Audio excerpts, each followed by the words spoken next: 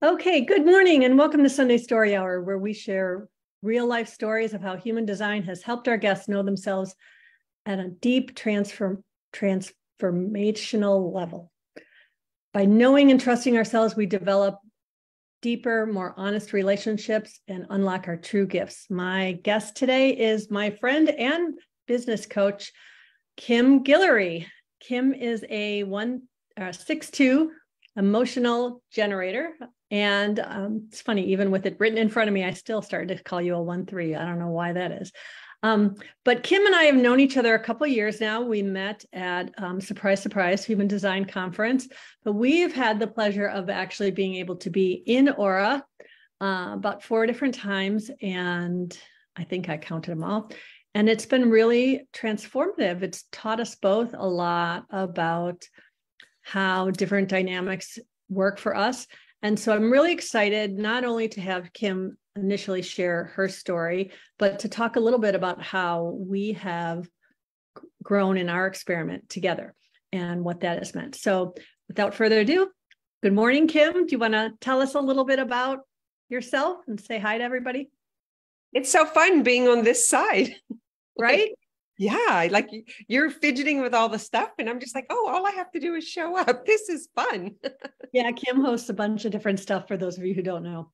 So Kathy and I connected a few years ago. We were both going to the same event and we ended up starting a private message that we just knew each other by the time we got to the event. And since then have been together and done days, like we even stayed in the same hotel room. So we really got to feel the dynamics and how they worked and the parts that were like kind of driving us crazy about each other. It was really interesting because, you being a projector, me being a generator, but both being emotional, there's just, I think that our relationship has taught me so much about relationships because of your openness and the way that we can like kind of tell each other stuff that most or lots of people would not be okay with in order to experiment. That moment of I'm sorry, you mean openness as a person, because in my design I'm not super open, so I just want I mean, I knew what you meant, but I wanted to let people I'm sorry. know that. No, that's fine. Go ahead. Open as in, hey, can I ask you something? Are you open to hearing, like the way that we've learned to communicate for the sake of the experiment, I think I don't know that I have anyone else like you in my life, in the point that we will do it for the sake of experimenting it. Does that make sense? Like, it's not necessarily just about or like consuming or learning, or even about us trying to be something in our relationships. It's like finding the person that's willing to let you ask anything in order to get back the understanding. You even asked me that one night, like, can I ask you something? Like, why do you, I don't even remember how the question was. And I was like, I love the openness and the transparency and the willingness to do it for the sake of learning and understanding the dynamics of relationship. Yeah, that's been really, I want to dive right into that, but I want to, because it's been so transformative for me to be able to do that with you. And I think that part of that is that we're both 6'2" off the roof. And if you're really deep in your experiment, for anyone, it's probably true, but as a 6th line, you can't help but just be real, right? You have to be real. And so I don't feel like I have any, like, I can't be in relationship with someone and not say, hey, this is bugging me, or I'm really trying to figure out why I feel this way when I'm having these things. And I'm not putting it on you, but I'm trying to understand it through the dynamics of our energy, and being able to talk to somebody who is in the experiment about all of that has been huge. But can we back up a little bit, if you don't mind? I'd really like for the viewers and listeners to be able to know a little bit more about you. I know a bunch of people in here probably know who you are, because some people have come into this group with me from knowing you. But for those who know nothing about Kim Guillory, who are you? And 2, what role has human design played in all of that? Okay. So I'm like in love with business. That's one thing you must know about me. I talk about it all the time. Because I believe that business is a great path of personal development, because when you have that driver and that goal to serve as the capacity as a business owner would, it's that driver just kind of moves all of the petty stuff out of the way. So I personally love using that. So number one, I've been in business since I'm in my 20s. Probably not for the best reason. I wanted to get away from the kids. I had like 5 kids at home and thought I'd lose my mind. And so I started working, and that became my everything. And this is not a great thing, by the way. And I think you shared that, in the video. It's all of my self-worth and value, and everything of the I am came from how people responded to me giving and serving. And so I didn't have like that self-worth or the confidence of just being a person. So that's number one. Number two, I found human design right before coming off the roof. So in my later 40s, and it was very rocky. So if anyone understands like the life of a 6-2, there's 3 stages.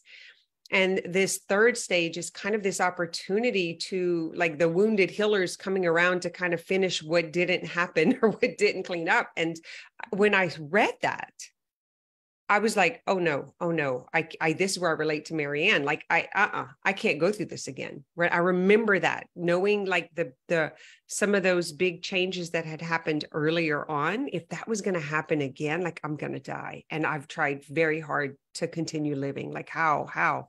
So that made me dive like all the way in. When I first looked up human design 6-2 role model, because that's all I knew, I put it in and it brought up Marianne's thing, and it said off the roof. And I was like, what is off the roof? Like, what is that? And I just kind of kept following that understanding and that path. And I had an astrologist at that time. We had been working together probably about 8 years. And I remember the day that I was reading about the 3 stages, and I kind of froze, like, oh shit, I don't know if I can do this. And then I realized that we are not doomed by anything. This is information to help us understand the dynamics of ourselves better, that everything is figure outable, that we can overcome anything. And we're not doomed to any labels or numbers or charts or design. That was the big awakening moment for me. So I wanted to know more and more about myself to understand, hold on, this is actually not me. There's actually things happening around me and within me. And that's where I chose to go in deeper to it, is to really understand how I was being so reactive because some of the things I was experiencing, and I was ruining relationships. I've got a really strong, I'll say, aura or personality, or like this emotional driver that I didn't know I had. Now I understand, because it's a dynamic. It's something that others feel. It's not something that I do. Having the 15 3 times, like the extremes of, yeah, I'm way up here, and yeah, I'm way down there. And so those are the things that drew me in. One of the first things I did was I didn't even know what a channel or a gate or like what any of that stuff meant. And for anyone who's new to human design, I assume you feel the same way. And so I was trying to get to the punchline, which is almost impossible, whenever you're doing it through the knowledge. Right. And so that's my human design story. Is I recognized one of the biggest things was, number one, that I was a 6-2, that there was 3 stages, that the past, my experience of the past was actually orchestrated beautifully for me to become, to be. Mm-hmm. So I no longer felt like a victim. Okay. The emotional part, I remember my husband coming home and he was joking and he said, I'm just checking to see who you are today. And it became a huge wound in our relationship. And when I understood the emotional wave, I was able to let him win that one, you'll say. He was being honest and transparent. My immaturity couldn't handle it. And my lack of confidence I got butthurt. And I had been diagnosed with just depression, and I was on so much medication and like all of these things. So when he said that, it triggered this, I'm crazy, because of the ups and downs, because of the highs and the lows, and because of like, I mean, when you're in a low emotion, it is really hard to get up. And because I had so much low when I was younger, I was scared. So I was like always looking and reaching and trying to take something or drink something or do something to get above that. And so those things are probably the most transforming, is knowing that about myself. And that's the beauty of human design, is how to understand, like, I'm not going to say like why I'm like this, but how to be okay with how I am. And to embrace it, right? Like for me, there's this first stage where you kind of were like, oh, well, maybe I can learn to like stop trying to not be this way. But then you get to this point where all of a sudden you're like, oh, this is where all the beauty is. This is where all my gifts are. And I think the emotional wave is a huge thing for a lot of people. And your husband is, if I'm trying to remember, he's not, he's undefined solar plexus like mine is. And so is my daughter. And so that whole thing where, people like they have boundaries to our emotions, right? Like there's something, and we're treated like, there is a lot of people think, oh, well, we're supposed to not experience emotions. But what I found is once I can learn to be okay with my emotions, I don't have to, they're not such a big deal, and I can sit with them and I can be alone with them, and I cannot need someone to make me not be crazy, right? Like I think so much of what we were feeling now your wave is very different than mine. You have a tribal emotional wave and I have an individual emotional wave. So mine's very much melancholy. So, whereas for those who don't know, the tribal emotional wave is this more ratcheting kind of thing where like something doesn't really bother you out externally until it does. And then it's like this kind of explosive thing. And then you're okay with it again because you let it out, right? Does that feel correct? Yeah, it was, what I didn't understand is the amplification, that what was going on, because we're just kind of used to how we feel. But I didn't see the impact of what was happening until I recognized that I thought he was moody, and he was like, everything I was saying about him was actually, it was just coming back at me for me to experience it. And that was huge. It's just, when I really got to understand it too, is when I realized what a defined root does to me. Yeah. I was like, oh, so they're getting this from me, like I'm getting that from them. Whoa. It's almost like the beauty of the awareness of the power and impact of those energies and those dynamics and how much it impacts us. And I think, correct me if I'm wrong, but I believe a lot of that understanding of your root happened when we were together in Asheville, where you and I started to like realize that little things that I would say, because of my defined root and your open root, like I would say, should I wear this or should I wear this? And your root would feel pressure to make a decision for me. And I'm just like chatting about stuff as I'm talking, because that's how, my daughter always says I narrate my life. I think I might wear this. I think and my undefined wheel wants to wheel everything, like wants to respond. Like I'm so out of my own authority when I'm around someone else's definition. It's like understanding that about myself. I've been able to like slow down, sit down, wait to respond. I was responding to the pressure because I have a lot of undefined. Oops, I lost an earring. I have a lot of undefined openness, and the way that impacts me, the pressure of that is intense. I didn't realize that.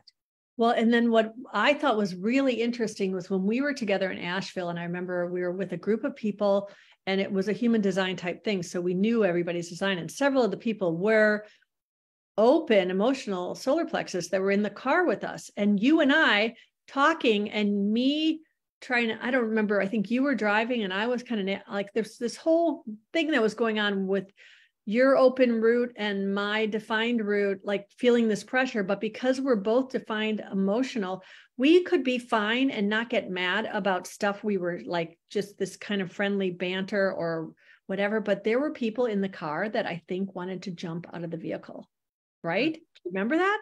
And it was just such an interesting thing to watch how that impact is on people who have that openness and, you know, that emotional openness for sure.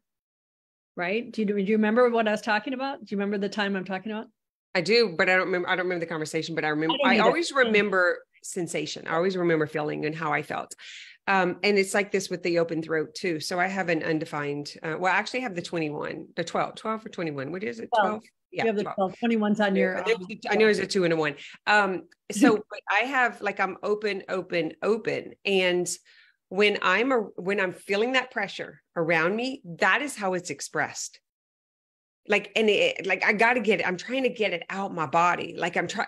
And then it's this like just over talking or over like, and I didn't realize that either, but it goes right along these lines of understanding definition, undefined and defined. And I think the part that kept coming up for me, it was almost like it would re-trigger the wounding of abandonment or rejection, but it was actually like I can imagine now if people felt that pressure when they're around me, of course they wouldn't want to be around me, right? Because like I wasn't clean in my own energy. I was in a reactive state. And then, you know, in order to be in relationship and you have one that it's just like almost painful to be around. It's like fingernails on the chalkboard. Mm-hmm. Then of course they're not going to want to come hang out or sit by me or because I've got all this, you know, that, and then if they felt anything close to that, but Kathy, I didn't know that. I did not understand that. I really didn't understand it. I was so non-aware of some of my habits, and I was very aware of what I call rejection or like feeling left out or not being like I'm too much. And now I'm like, yeah, that's kind of right. Because you know what? When I'm around a lot of definition, it feels like too much. It's not that the person is too much. It's just that who's not handling my own body is too much. Yeah. Yeah. And, you know, it's been huge to really, you know, so I am very much in my head a lot, but what now I've realized is there is this point where you take the information that's in your head, but you can bring it back into the body and say, okay, this is what I'm thinking. Now, what am I feeling? And not completely detaching from the head, because, you know, we have a beautiful mind for a reason, but really being able to sit with what does this feel like? So now one of the things that I'm really understanding in a beautiful way is how now that I know who I am, what's my energy like? What does it feel like? Where am I open? Where do I take people in? Where do I impact people? How do I impact other people's energy? Now that I can understand that, I can look at how our energies connect. And just recently, I think I was telling you that I realized in our relationship, I have 3 compromises from you. Okay. So your energy, you have channels. For those who don't know what I'm talking about, Kim has 3 channels and Kim only has 3 channels, right?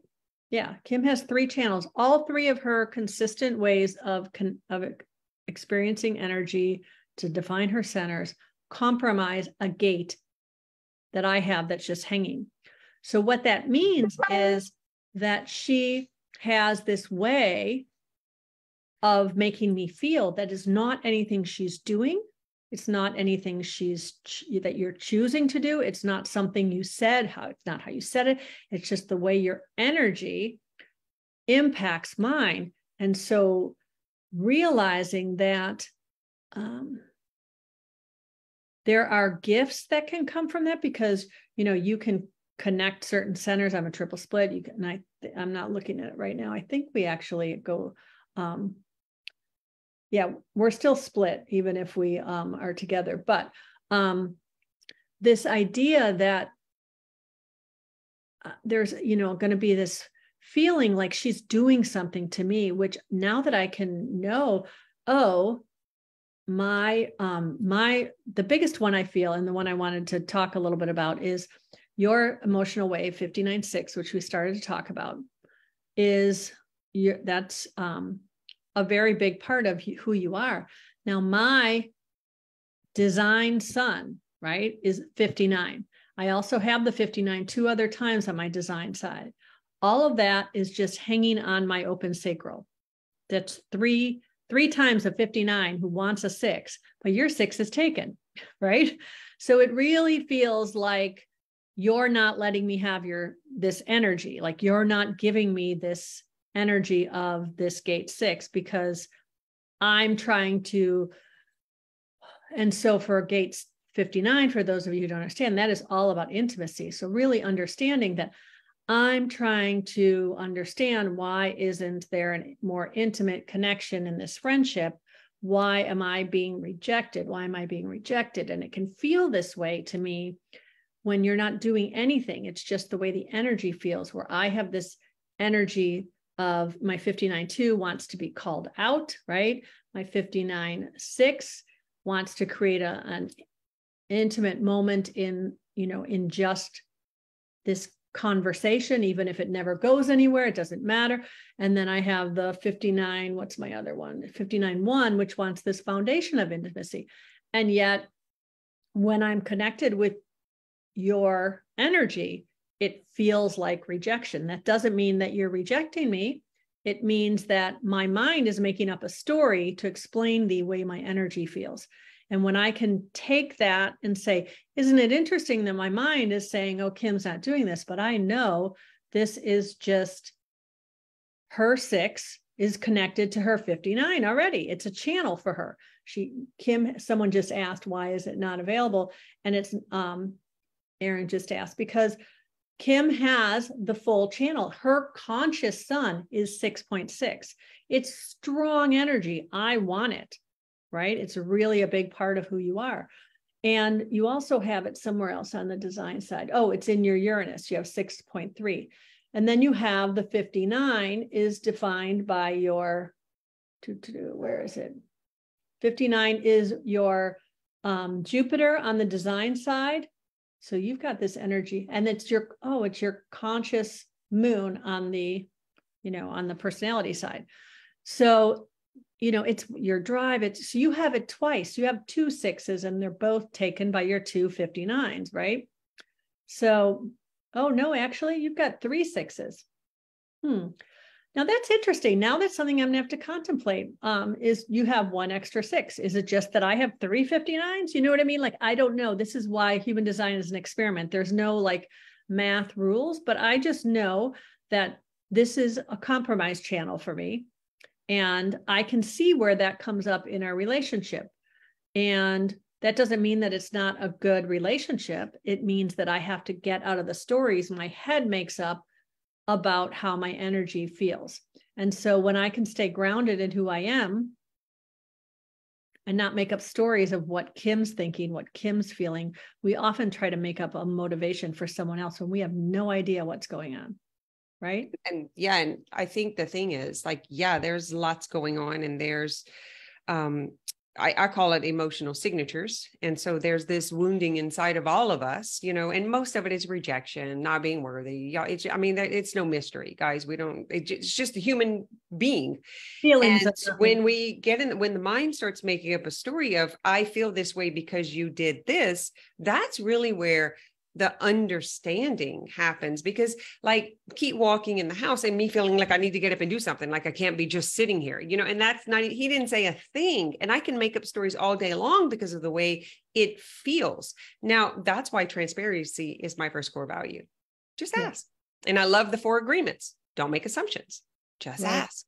Like, when you do this, I feel this way. I'm curious about how, what anything behind it or whatever. But I think that is what we're talking about in our relationship that can be modeled for anyone else in any relationship is if like, here's the punchline. If there is a sensation in your body, it is your responsibility, not someone else's. That's the punchline of this whole thing.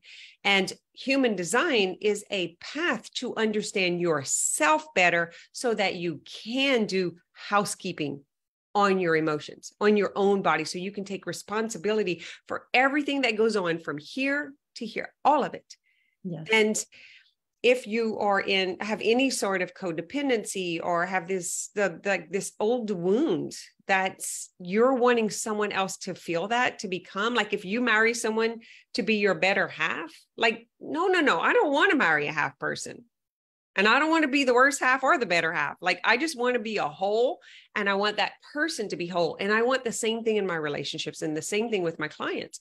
And yet I have this very strong, passionate energy. I try to kill it. I try to put it out. I can't. It's just a big part of who I am. And when I get excited, it just woof. It's like you just put something on the fire. And it's like, now I'm starting to feel when I do that. And I just back off out of the conversation, back away and just get quiet. And then the other person often feels rejected. Like I pulled away, I shut the door, whatever, like you're just saying right now, but it's actually me doing housekeeping or, just doing my own work when I realize that my energy leaves my body. I put it out and then I expect something, and that is not healthy for me or the other person. Yeah. And so I've experienced this a lot with my clients.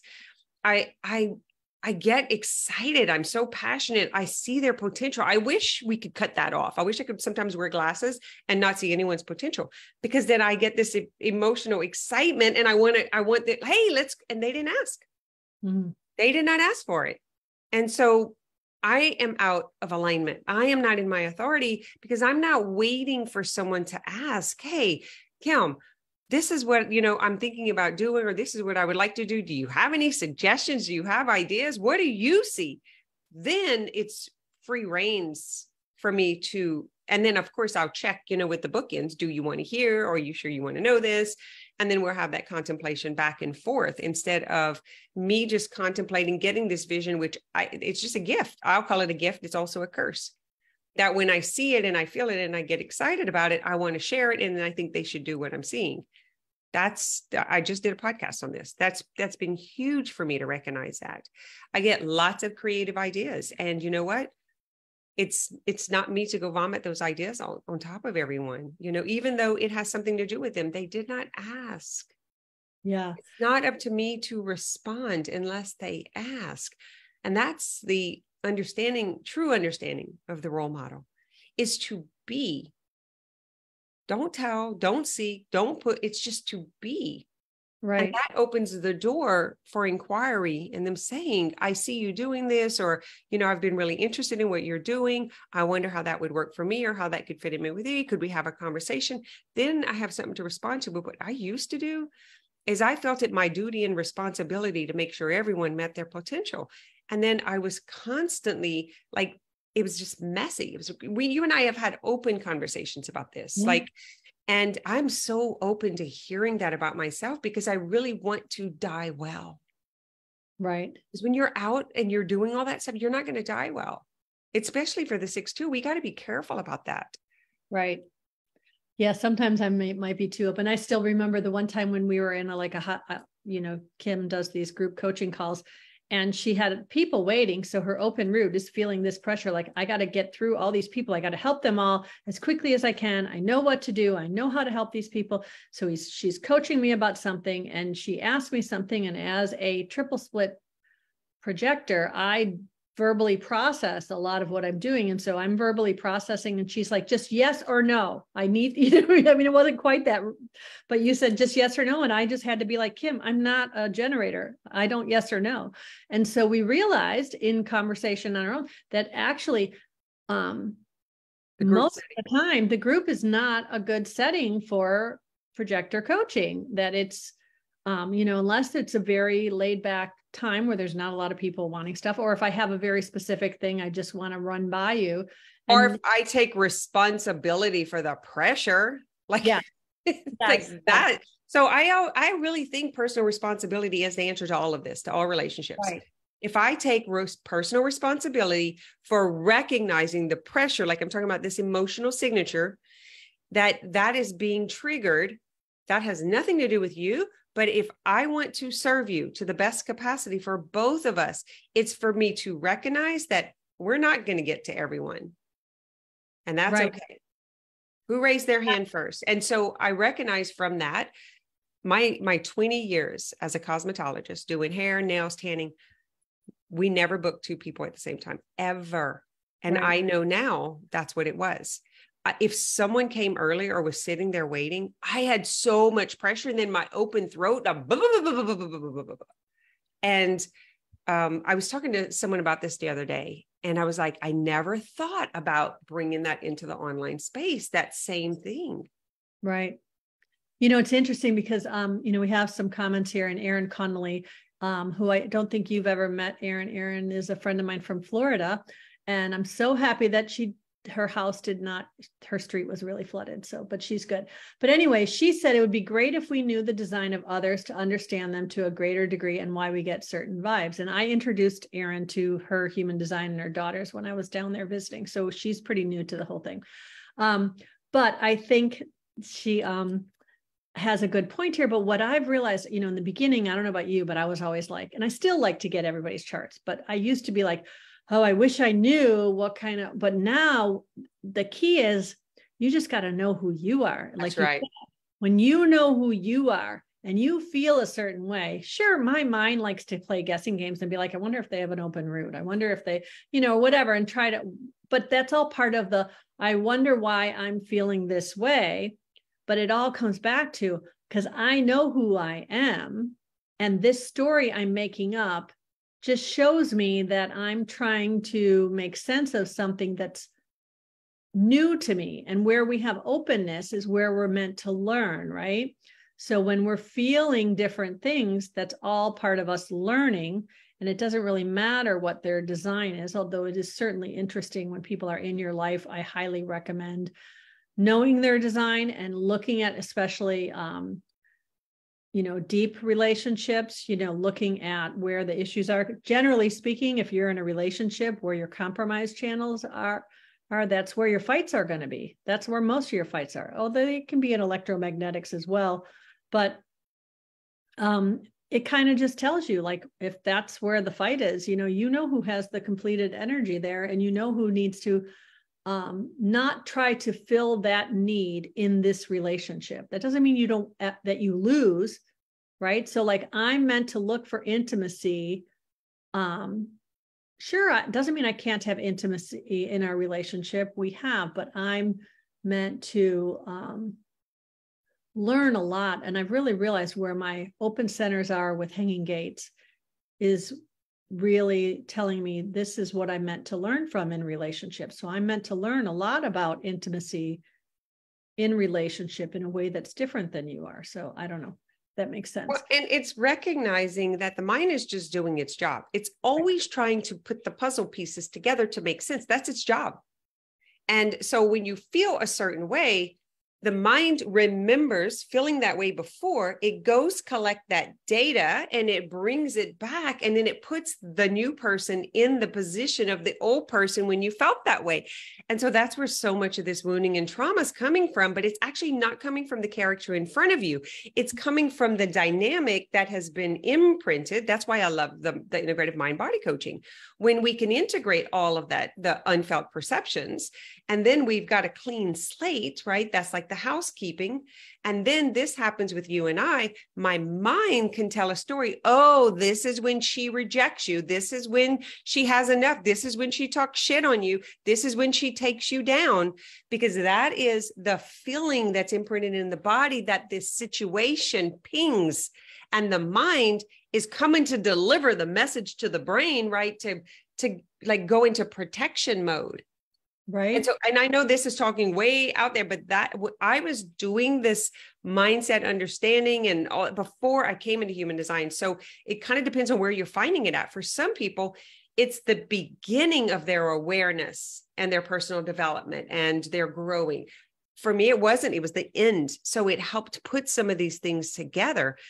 And the perception I speak and teach through is coming from the 6-2 perception if I'm in my own design, if I'm being myself and I'm not being triggered by the world or doing what every other, I mean, you see this in my business coaching.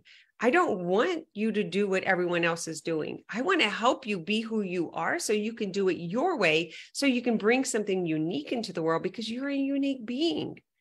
Yeah. So just because someone else is successful at something else doesn't mean you're going to be successful at that. But not everyone can get that message. They instantly feel the trigger. Then they go to whoever tried to control them back in the past. They put that face on me, and then they can't receive the information. And I can't do a damn thing about it because I just triggered a trauma response in their body because I was what I was saying, it was misunderstood. That's why the understand is the second step to the punchline. First, you got to get present and clear, but then you got to understand where this, and then be able, especially guys, if you're working with a coach or a healer or a practitioner, God, you got to have the transparency to say, you know what, the last time we talked, and this is what you and I have. The last time we talked, I felt this way and I thought this, and I just want to be clear. Like what was going on for you? I think that is so much of my understanding about human design and the work is when I can be in relationship like that. Yeah. For those who don't know Kim, when she keeps referring to the punchline, she wrote a book. How many years ago did you write that book now? I think it was 6. I don't know. I could probably. It's been a while. It's called right. It was all around the same time of coming off the roof. Yeah. So, yeah. So my book, by the way, for the 6-2s who are listening to this, you'll appreciate this. How did I figure out how to want to live? Yeah. That was like the whole thing behind the book. How did I figure out how to want to live? And I know a lot of people can understand that. Some people won't understand it at all. A 6-2 understands it. Yeah, I think your story is really impactful for a lot of people. Not just 6-2s, but and we didn't really go into any of that. But like you had a very rough, first 30 years for sure, right? That's true to the 6th line. 6th line tends to have 3 phases of life, and the first phase is usually a lot of learning through what doesn't work in life, right? So that's when you're from an area. I'll let you tell the story about the area that you grew up in and the suicides. And I say this, and it's probably more on a negative note, just I'll preface it with that. But when I used to talk about the 3 lines, I was like, the first phase, you're just getting shit around by life. Like it's just kicking you everywhere. And it's like, you got to just figure it. I mean, it was like, and I don't see this true. I have 6-2 grandchildren and that didn't necessarily happen that way, but I don't know what was going inside their psyche. Right. So mine could have all been internal also. Maybe it wasn't my circumstance. Does that make sense? But that's what it feels like. Because we actually are born optimistic, but then we become victims. And then we spend that second part trying to figure out what the heck just happened to make sure it doesn't happen ever again to me or anyone else. And so that really is, it's like that up until I was, it kind of started settling down in my 20s, but man, that beginning phase. But, that at 29 years old, I had a full-on hysterectomy. That kind of re-triggered all that inconsistency. And they didn't give me hormones after. So I'm like 29 years old, 5 kids, 2 businesses, a husband working shift work. And like, I can't find my head and my body are just like separated. Like my head's over here telling me what to do. And my body's just like, fuck you. Like, I ain't doing that. It was so disconnected.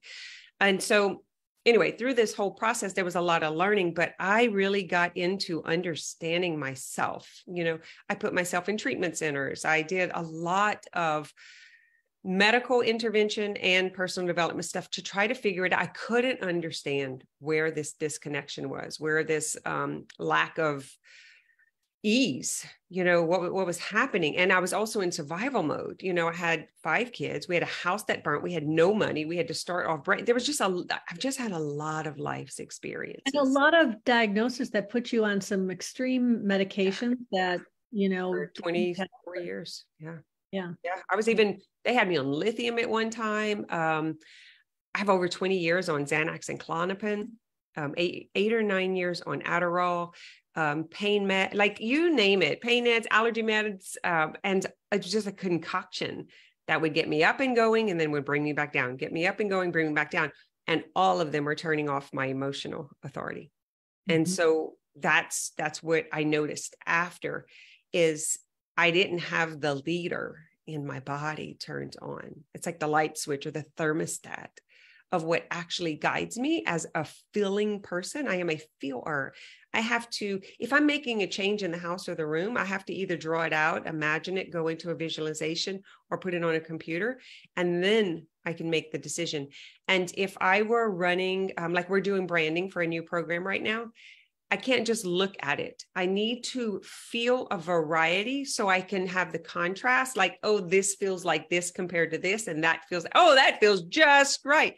The little bear story or the little piggy story must have, what it was, the little story about the soup, hot, cold, just right. Must have been emotional authority. Goldilocks and the 3 bears. Right. But I'm learning that about myself. I used to be apologetic. I thought I was broken or I was wrong. My husband's not like that. He's very indecisive. We went out to eat last night. He laughs at me.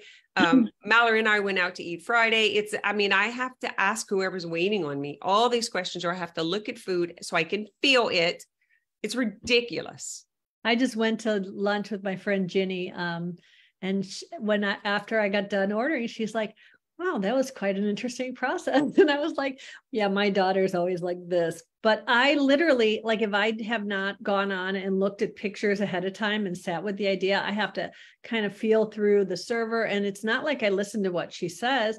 I might say, so I'm kind of not sure. Can you tell me your favorite 3 things on the menu? And then I can kind of tell from what she picks if her taste is anything even like mine. And sometimes I don't go with anything she said, but you know what I mean? And then it's this conversation. Yes. And I'm always very respectful of them and try to be engaging, but you and I experienced that together in restaurants where we were like looking at everybody's food in the restaurant. Oh yeah, I'll get up and walk around. And I mean, I've been in groups and sometimes I'm like, just give me an appetizer and get out of here because I can't, I'm so pressured. It's uncomfortable. So this gal, that same one, waited on me Friday and Saturday. And listen, she is not like the people pleaser at all. She just like, why does it matter what I like? I was like, oh my God, this chick is so smart. Like, why does it matter what I like? Like, she's like, and I'm like, she is so right. But I was like, if I had pictures, it would help. So I went on their Facebook page and started pulling up pictures.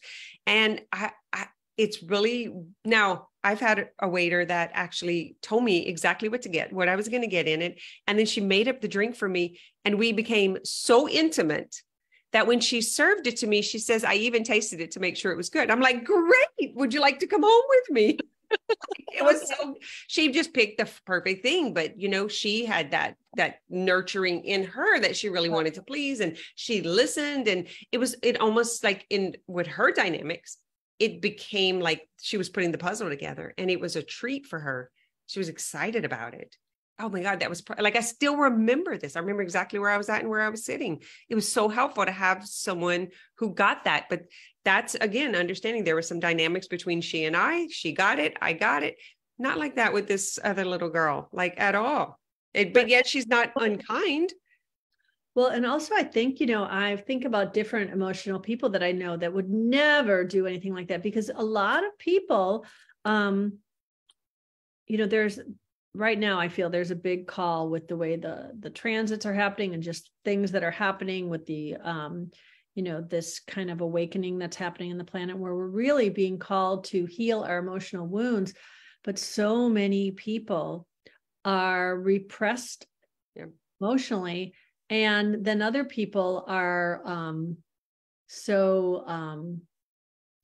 don't know what the right word is, because there was a time, I think you kind of talked about vomiting all over the place. There was a time where I felt this like need to be seen and have my emotions acknowledged by other people because I didn't know how to acknowledge them myself. So I kept wanting people to see my pain, see my whatever it was in a way that, you know, so there's this dynamic of people who are so like boundaries to the point of barrier walls, you know, that I don't think are healthy. You know, boundaries I understand, but when you have this like wall that you put up that you're calling a boundary, and it really is meaning that you're not letting anybody even have a feeling in your presence because it might trigger a feeling in you.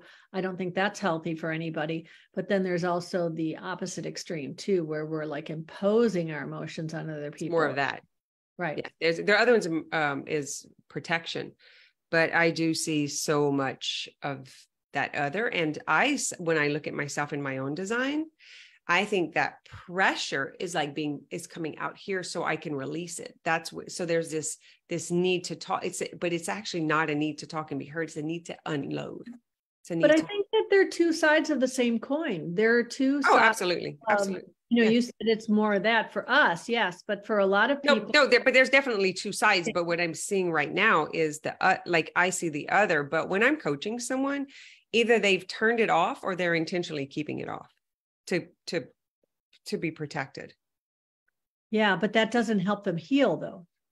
They have to be ready. They have to be ready to heal. I understand that. So I'm not saying, but I'm saying, you know, so it's like, I guess it's kind of like, I think of it like you do a bandage, right? Like you have to put a bandage to stop the bleeding, but there's a point where you have to take the bandage off or you're not going to ever really truly heal because the bandage doesn't allow it to breathe and grow and whatever. So, right. So just knowing, and whatever state someone else is in, that's been the big thing for me to realize that whatever state somebody else is in is not my responsibility. It's my state. And, you know, so what was happening for me before is the more someone would have that wall up, the more I'd be like wanting to express, but hey, I have these feelings and they need to be acknowledged and honored, and don't try to make me wrong for having my feeling, which I don't need them to make me right for having my feelings either. They're my feelings. So it's really that individuality when we can take like radical personal responsibility for what's happening inside of ourselves, what we need, what we want, what we desire. So yeah, it's great to get it with and from other people, but it's so empowering when we know ourselves and we know what our needs and desires are. We also, it's like,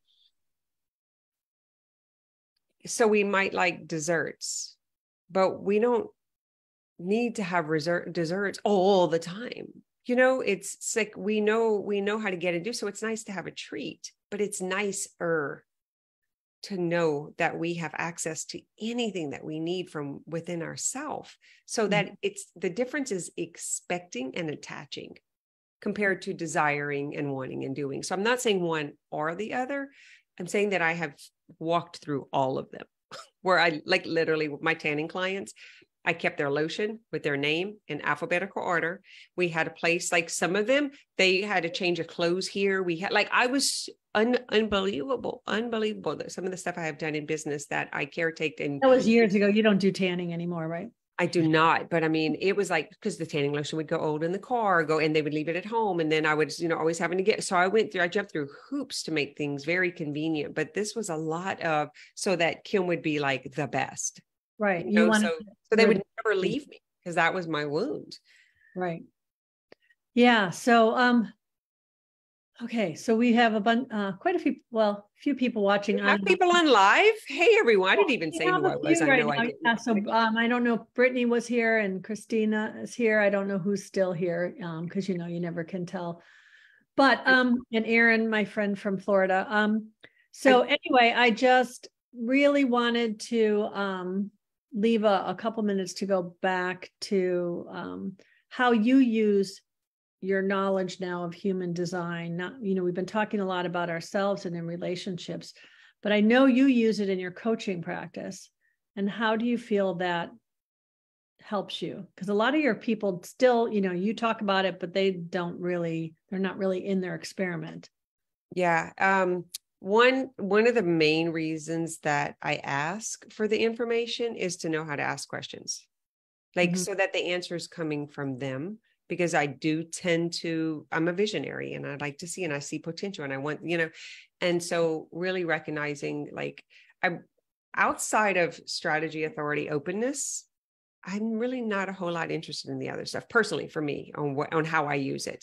I understand like how where that pressure and that openness, what can happen. So I do like to have that awareness. The inquiry is probably the most important thing. Like what types of questions to ask? Is it open-ended? Is it direct? What's their learning style? What's their, what are they lit up by? So I just did one while you and I were waiting to go on this call. It's someone I met, we're collaborating with in some business and marketing and strategy stuff. And when we first met, we talked about it. And so she sent me the information, but she didn't send me where she was born. And so we were now talking about doing some stuff again. And I said, hey, and I tagged, that older post. And so she sent it to me. And so it's like, I looked at her chart. She's a 1-3. She's an emotional generator. And she's like completely defined except for an open root, like Monique, and so it's like just understanding that, like, if it only takes one person to change a relationship, it actually doesn't take both. And so it just takes me knowing myself and then me respecting. And then I ask her questions so that I can get validation that what I'm seeing and what she knows about herself are correct. So I'm not making assumptions and I'm not labeling, I'm not putting people in boxes. So really, I just want the screenshot and somehow I retain it. I don't, it's just, it's a tool. It's not everything.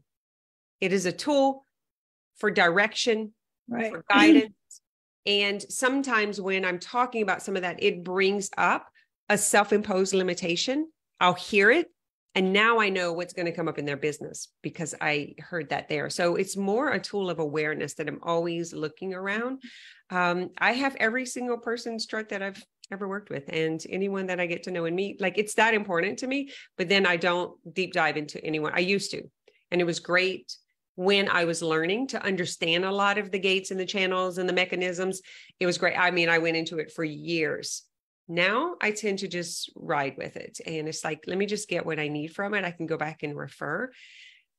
And mostly because it's so interesting that what they came in for gets put on the side. And then they just go deep dive into not just if they did it just for themselves, it wouldn't be a problem, but they want to know it for everyone else. And then it takes them further away from what they want. But I think human design should be a tool of self-discovery. But it's so interesting that the mind immediately wants to go put labels and boxes on other people and then use that. Because if you're in a victim mindset or like you're looking for what's wrong with you, you will find it. And so when I start to sense that, I pull it and I'm like, they're just going to have to go and dig that with someone. I refuse to go there.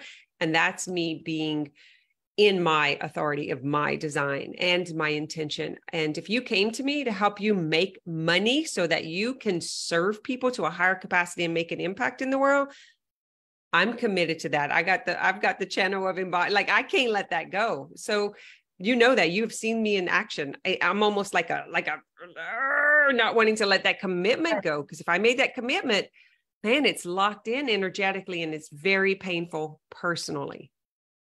Yeah. So you're, and your cross of the plane, right? Which is all about themes of helping people navigate the material world. Right? Listen, money is the language of the material world. It's not love. It's money. You can be the most loving person and love everyone in the world. And then when it comes time for you to go buy groceries, love ain't buying you groceries.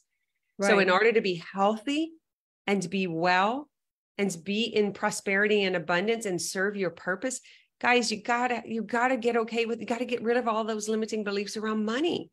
It's really hard to have a great life in the material world on this planet if you got money shit. Yeah. Yeah. So we only have a couple more minutes. And if anybody watching has any questions for Kim or for myself, please put them in the comments. But I also wanted to just go back into what you were saying about, yes, human design is completely an experiment of self-discovery. But through that self-discovery, the transformative difference in relationships is huge. And there is something to be said about understanding the other people's energy. And I don't think you were saying there wasn't, but it's important. Like I see people who want to tell me how to fix this person, right? Or tell me if I'm compatible with this person, right? So Kim and I, she's got 3 compromise channels, or I've got 3 compromises from her, like I said. So her 3 channels compromise a gate for me.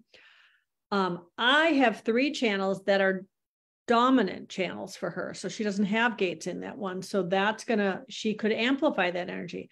We have no companionship channels. We have a 9 and 0, which is called nowhere to go, which means it's very difficult for anybody to be there in relationship, but there's a split. So there is still something we're looking for in order to connect in our relationship.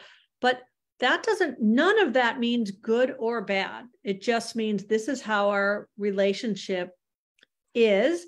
And so the things we need to look for are, when is this feeling coming up that we're making a story in our mind, especially since our minds in relationship, that's where the split is. We don't connect from, here. So that doesn't mean that we can't connect. It just means that, there's going to be all these dynamics. I don't want to get too far into it, but what I'm saying is understanding what's you and what's me, what's you, so that we can be ourselves in relationship is huge. And so, like you said, it only takes one person to change a relationship. I have witnessed that firsthand so much with my husband and my daughter. Understanding the way my energy impacts my manifestor daughter is huge. And there are still times where I'm like, why is she being this way? And like conditioning tells me she's being disrespectful. She's meant to impact, to push, to create tension. I compromise her design sun, a really strong energy on an open center for her. Like she's going to feel a way, and she's 22 years old. So sometimes it's not going to come out in a way that I like. Now, does that mean I don't tell her the way she expressed it was not okay? But, knowing that this is coming from not something I did or she did is, I've got to allow her to grow and experience her own energy and be solid in who she is. So it's been really big in my relationships. And I love helping people to see that in their own relationships, where they can say, this is what I'm feeling in my relationship. And I can say, well, have you looked at this? Because, and then they're like, oh, wow. So two things when you saying that. One of the examples is like the channel of struggle. People think that they just have to struggle all the time. That is not what the channel of struggle is. What are you willing to struggle for? What are you willing to fight for? That it's a completely different context. And so what I'm saying is, when I introduce someone to human design, then they want to go get all the knowledge, and then they spend years here.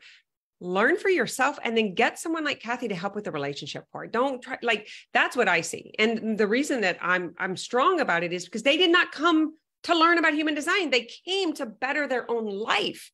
And so I'm like, okay, so but they're letting the mind win when it goes down the rabbit holes. And that's all I'm saying about it is it's actually not, everybody's path is everybody's path. yeah, I'm just not going to be in that ring having that fight, because I can see that it is the mind wanting to be so smart and know everything and know everyone and did it and try to avoid. You're not going to avoid life and what's supposed to happen in life. But what you can do is take away the prominent things to get started, that plus they give you the results that you want. And then when you have the issues with the other, book a call and say, can I do a relationship call? And can you help me see what's compromised? Not, I got to go learn every single channel, everything. Anyway, that's my thing about that. The second thing was an example. Unless you're a first line, because maybe if you're a first line, you do need to learn everything. You have to have that foundation. So it just depends. But that's what I mean. I'm not opposed to that. I'm just trying to make the point in my circumstance on what I'm saying. But even if they have to learn everything, they could direct that learning to their advancing, not just a mental orgasm. Yes. That's my strong language. Sorry, guys. Second thing I wanted to say I kind of like the idea of a mental orgasm. Okay. Well, it's addictive. Is the problem. Right. And the brain's addictive to pleasure. And so when you're like, oh, I'm so smart and I know exactly why they're such a dumbass and why that's what it does. And it's not helpful for you or anyone else. And I do feel a sense of urgency right now. Things are like, it's not the time to go spend on this stuff, guys. I really feel like there's a lot of stuff happening in our world that we got to get ourselves together. That will come. That's it. I just get heated about it. Second thing I wanted to say is an example of, even though it's hard, an example of the emotion, like me being in my emotional authority, which is making decisions over time. Kathy invited me to come here. She wanted to do it for a certain time. I did not feel clear. And my mind is like, oh, she's going to be mad. You're not answering. You need to tell her. And that's what I'm talking about. It happens. My mind is trying to override the weight, and gave all these reasons of why I need to hurriedly give a date, get on the thing, because she might think certain things. And I had to stay in the wait until I had clarity. It's like making salt water and waiting for the salt to go to the bottom. And then when I did respond, it was already like the end of April, of August by the time I did. But it works out. It just requires such a deeper trust and change of the way we've been doing things. So when you enter into the experiment, you got to be willing to try it all the way through. Mm-hmm. Like, and not keep, because you strengthen what you practice. And so if I keep practice, well, just one more time, then that's actually who I become. I become the person that is not in alignment, and I'm out of trust. I'm into force. I'm into willing things, which is, I'm not defined to there. That's not how it works for me. And so it's tricky because we're in a world where there's so many gurus and advice givers and billionaires who want to teach you how to do the way that it worked for them. It won't work for me because I'm not them. Right. Yeah. Yeah. And you just got to trust, like if you're listening to somebody talk and, if you're a sacral being and your body's going, and you're feeling that person is correct, then trust that. But too often we go into our mind and we're like, let me look at what their certifications are. Let me do, let me see how many, and just, I think a lot of times it's just based on, what feels correct, and you just do it until it doesn't feel correct. But we are at the top of the hour. We're actually 2 minutes past. So I want to wrap things up and respect people's time. I really thank you, Kim, for coming on, and I always enjoy our chats. And